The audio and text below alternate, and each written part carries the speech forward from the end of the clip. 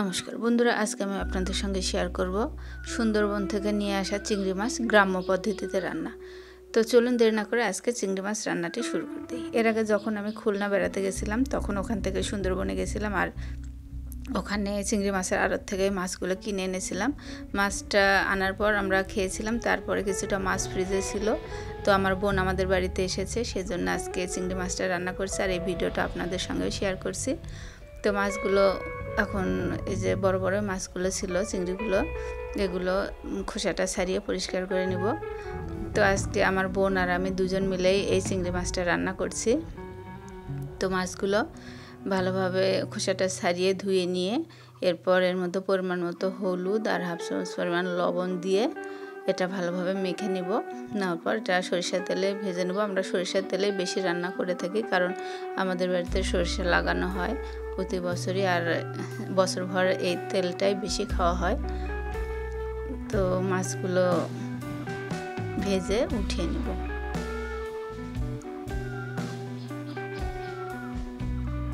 ভিডিওটা শুরু থেকে শেষ পর্যন্ত দেখবেন, আমি আশা করি সবার ভালো লাগবে।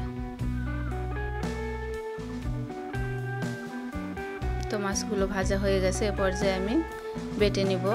আর আমি এখানে টমেটো, কাঁচামরিচ, আদা নিয়েছি, এগুলো আমি পাটায় বেটে নেব। আপনারা চাইলে মিক্সিতে ওগুলো পেস্ট করে নিতে পারেন।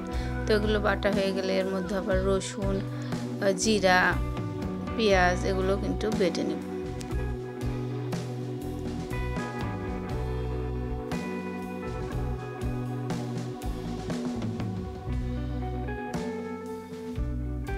তো এ পর্যায়ে কড়াইতে তেল দিয়ে জিরা ফোড়ন দিয়ে দিল। আমার বোন রান্না করছে আজকে, এর মধ্যে তেজপাতাও দিয়ে দিল। আমি হেল্প করছি, আমার বোন রান্না করছে। তো এখানে জিরা আর রসুনটা আবার বেটে নেব। আর এখন জিরা আর তেজপাতাটা একটু ভাজা হয়ে গেলে এর মধ্যে পেঁয়াজ দিয়ে দিচ্ছে।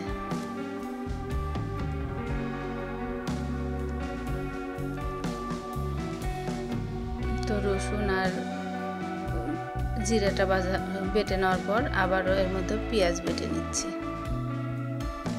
তো রসুন আর জিরাটা দিয়ে দেওয়া হলো। এই রসুনের যে একটা গন্ধ আছে, এটা একটু ভাজা ভাজা করে নিলে গন্ধটা কিন্তু চলে যাবে। এর মধ্যে এখন টমেটো, কাঁচামরিচ, আদা, পেঁয়াজ সব কিছু দেওয়া হলো। দিয়ে এটা আবারও ভালোভাবে কষিয়ে নেওয়া হবে। আদার যে একটা গন্ধ আছে, এগুলো কিন্তু যতক্ষণ না পর্যন্ত চলে যাচ্ছে ততক্ষণ পর্যন্ত এটা নাড়িয়ে নেওয়া হবে। তো নাড়িয়ে নেওয়ার পর এর মধ্যে দেওয়া হলো হলুদ, পরিমাণ মতো লবণ আর একটু শুকনো লঙ্কার গুঁড়া দিলে আপনারা যেরকম ঝালটা খেতে চান ওরকম দেবেন। তো আপনারা যদি এটা নাও দিতে না চান, শুকনো মরিচের গুঁড়া তাহলে নাও দিতে পারেন। তো দিলে কিন্তু এর কালারটাও বেশ ভালো আসবে আর একটু ঝাল ঝাল হবে। তো এটা ভালোভাবে কষিয়ে নেওয়া হয়েছে। যখন এই তেলটা উপরে উঠে এসেছে, এ পর্যায়ে এর মধ্যে আরেকটু কষিয়ে নিয়ে এর মধ্যে ঝোল দিয়ে দেওয়া হবে।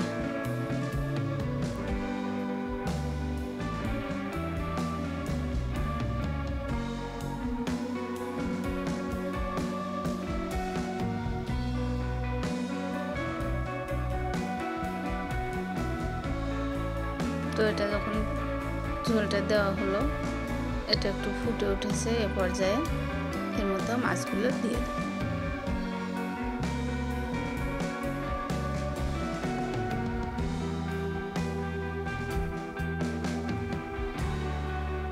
তো মাছগুলো দিয়ে এটা আমি বেশ কিছুক্ষণ ফুটিয়ে নেব, 8 থেকে 10 মিনিটের মতো।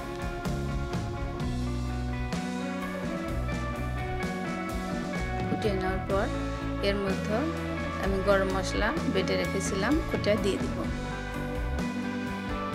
আপনারা চাইলে এটা যখন সোমবার দেওয়া হয় তখনও দারচিনি, এলাচ দিতে পারেন, আবার পরে দিলেও কিন্তু হবে, সুন্দর একটা ফ্লেভার চলে আসবে চিংড়ির। তো তো গ্রাম্য পদ্ধতিতে আজকে এই রান্নাটা করেছি, আপনাদের সঙ্গে শেয়ার করলাম। আশা করি সবার ভালো লাগবে। ভিডিওটা দেখার জন্য আপনাদের অসংখ্য অসংখ্য ধন্যবাদ। আবারও দেখা হবে পরবর্তীতে নতুন কোনো ভিডিওতে। সে পর্যন্ত সবাই ভালো থাকবেন, সুস্থ থাকবেন। ধন্যবাদ।